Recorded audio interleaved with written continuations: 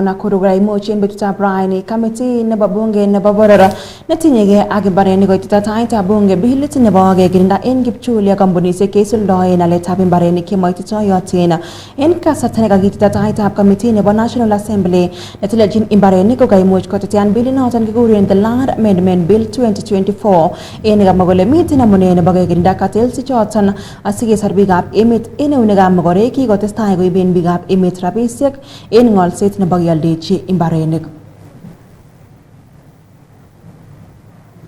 something that we should be proud of us, we should be proud of it, all of us, because many of us have been affected actually. They've been affected, and there are so many Kenyans. Like even these constructions of riparian land, you might find that guys have been conned, and that's why they find themselves there. We have this former member of parliament, a very good friend to Robi, called Manoti. Is the Langata property.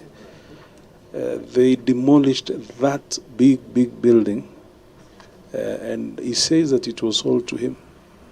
So it's a really, this is so real that we should do everything possible to make sure that at least we bring some sense into that, into the sector. So I welcome this proposal of amendments from Honorable Gidare, because not only being a member of this committee, but also a professional in the same field. So from the clauses that he mentioned here, I believe it holds water. And we're looking forward to interrogate further on the same. I should confess I'm a victim of these entities. So we should put some measures to caution Kenyans who have been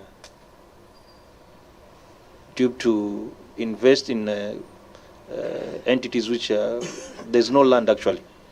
And we have seen a lot of advertisement going on, even in yesterday dailies, that there's some land which is being here somewhere, and you may end up seeing that these are